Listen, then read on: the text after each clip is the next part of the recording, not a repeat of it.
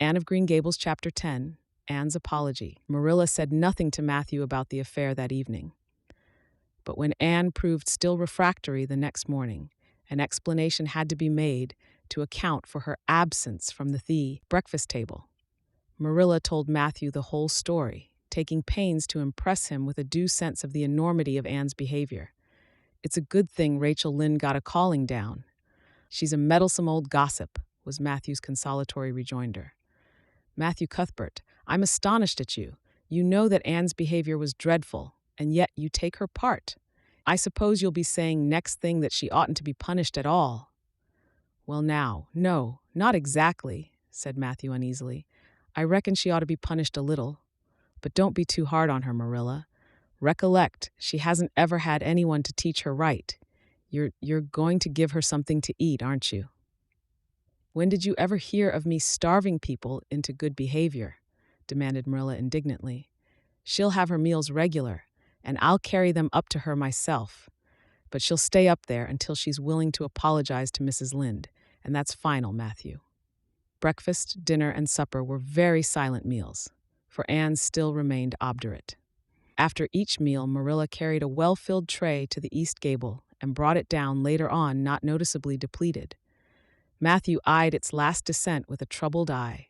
Had Anne eaten anything at all? When Marilla went out that evening to bring the cows from the back pasture, Matthew, who had been hanging about the barns and watching, slipped into the house with the air of a burglar and crept upstairs.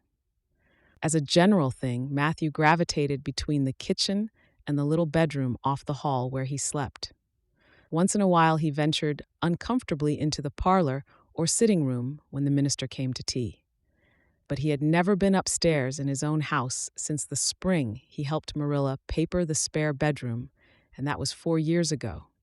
He tiptoed along the hall and stood for several minutes outside the door of the east gable before he summoned courage to tap on it with his fingers and then open the door to peep in. Anne was sitting on the yellow chair by the window, gazing mournfully out into the garden. Very small and unhappy she looked, and Matthew's heart smote him. He softly closed the door and tiptoed over to her. "Anne," he whispered, as if afraid of being overheard, "how are you making it, Anne?" Anne smiled wanly.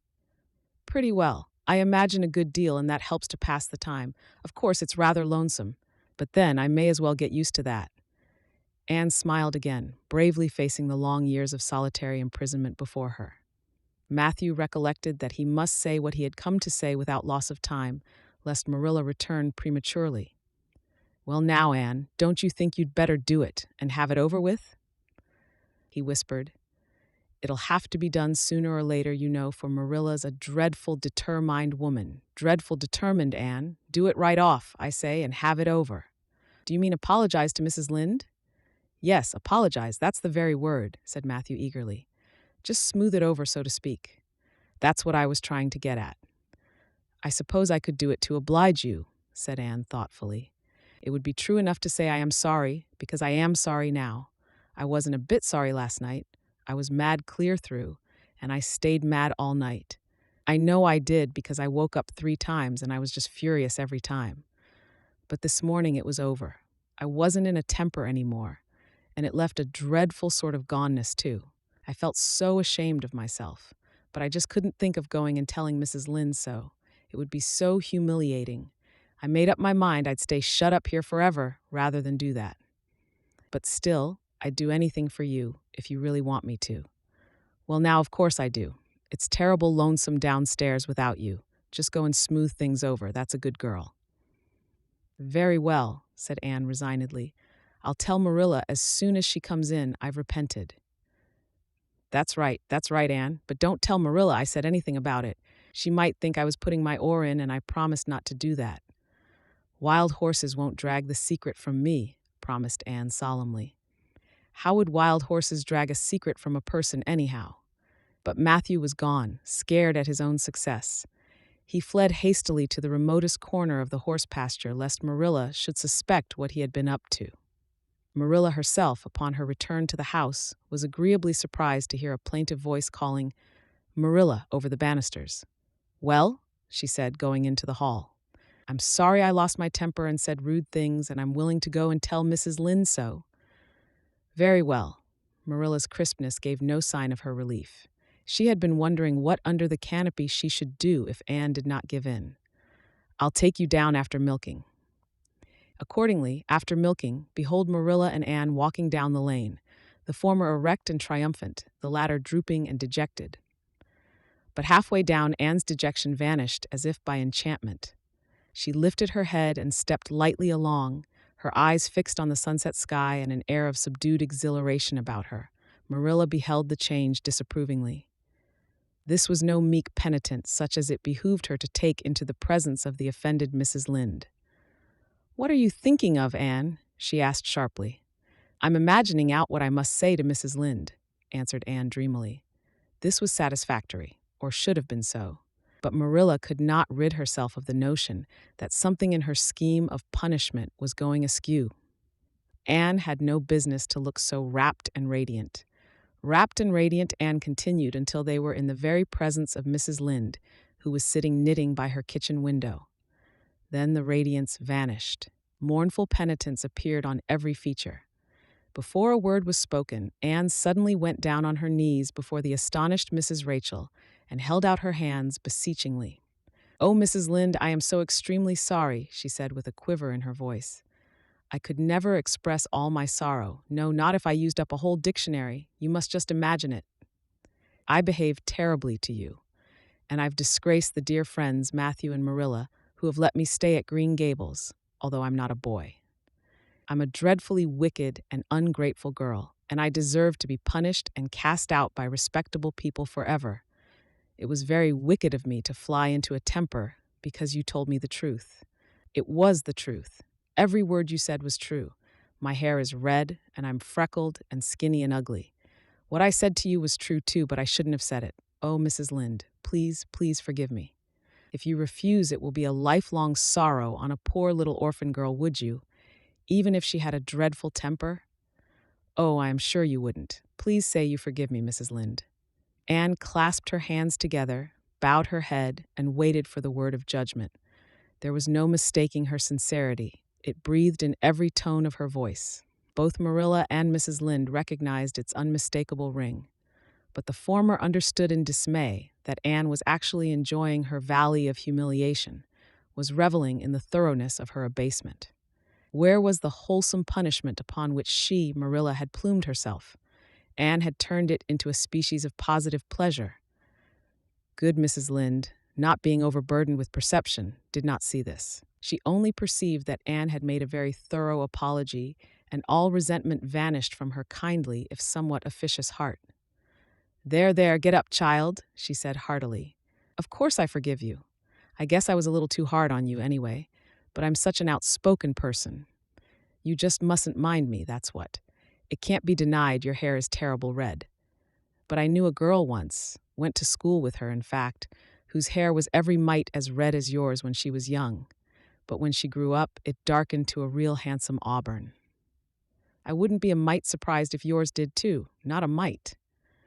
"Oh, Mrs. Lynde," Anne drew a long breath as she rose to her feet. "You have given me a hope. I shall always feel that you are a benefactor. Oh, I could endure anything if I only thought my hair would be a handsome auburn when I grew up. It would be so much easier to be good if one's hair was a handsome auburn, don't you think? And now may I go out into your garden and sit on that bench under the apple trees while you and Marilla are talking? There is so much more scope for imagination out there. Laws, yes, run along, child. And you can pick a bouquet of them white June lilies over in the corner if you like." As the door closed behind Anne, Mrs. Lynde got briskly up to light a lamp. "She's a real odd little thing. Take this chair, Marilla. It's easier than the one you've got. I just keep that for the hired boy to sit on. Yes, she certainly is an odd child, but there is something kind of taking about her after all. I don't feel so surprised at you and Matthew keeping her as I did, nor so sorry for you either.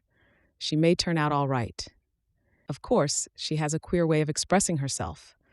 A little too, well, too kind of forcible, you know. But she'll likely get over that now that she's come to live among civilized folks. And then her temper's pretty quick, I guess. But there's one comfort: a child that has a quick temper, just blaze up and cool down, ain't never likely to be sly or deceitful. Preserve me from a sly child, that's what. On the whole, Marilla, I kind of like her. When Marilla went home, Anne came out of the fragrant twilight of the orchard with a sheaf of white narcissi in her hands. I apologized pretty well, didn't I? She said proudly as they went down the lane. I thought since I had to do it, I might as well do it thoroughly.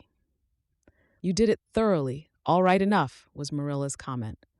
Marilla was dismayed at finding herself inclined to laugh over the recollection. She had also an uneasy feeling that she ought to scold Anne for apologizing so well, but then that was ridiculous. She compromised with her conscience by saying severely, I hope you won't have occasion to make many more such apologies. I hope you'll try to control your temper now, Anne. That wouldn't be so hard if people wouldn't twit me about my looks, said Anne with a sigh. I don't get cross about other things, but I'm so tired of being twitted about my hair, and it just makes me boil right over. Do you suppose my hair will really be a handsome auburn when I grow up? You shouldn't think so much about your looks, Anne. I'm afraid you are a very vain little girl. How can I be vain when I know I'm homely? Protested Anne. I love pretty things, and I hate to look in the glass and see something that isn't pretty. It makes me feel so sorrowful, just as I feel when I look at any ugly thing. I pity it because it isn't beautiful. Handsome is as handsome does, quoted Marilla. I've had that said to me before, but I have my doubts about it, remarked skeptical Anne, sniffing at her narcissi. Oh, aren't these flowers sweet? It was lovely of Mrs. Lynde to give them to me. I have no hard feelings against Mrs. Lynde now. It gives you a lovely, comfortable feeling to apologize and be forgiven, doesn't it? Aren't the stars bright tonight? If you could live in a star, which one would you pick? I'd like that lovely, clear, big one away over there above that dark hill.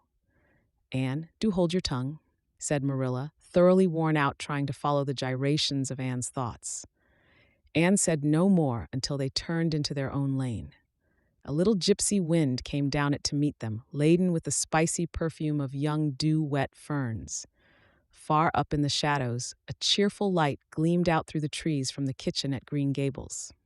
Anne suddenly came close to Marilla and slipped her hand into the older woman's hard palm. It's lovely to be going home and know it's home, she said. I love Green Gables already, and I never loved any place before. No place ever seemed like home. Oh, Marilla, I'm so happy. I could pray right now and not find it a bit hard. Something warm and pleasant welled up in Marilla's heart at touch of that thin little hand in her own. A throb of the maternity she had missed, perhaps. Its very unaccustomedness and sweetness disturbed her. She hastened to restore her sensations to their normal calm by inculcating a moral. If you'll be a good girl, you'll always be happy, Anne, and you should never find it hard to say your prayers. Saying one's prayers isn't exactly the same thing as praying, said Anne meditatively. But I'm going to imagine that I'm the wind that is blowing up there in those treetops. When I get tired of the trees, I'll imagine I'm gently waving down here in the ferns, and then I'll fly over to Mrs. Lynde's garden and set the flowers dancing, and then I'll go with one great swoop over the clover field, and then I'll blow over the lake of shining waters and ripple it all up into little sparkling waves. Oh, there's so much scope for imagination in a wind, so I'll not talk any more just now, Marilla. Thanks be to goodness for that, breathed Marilla in devout relief.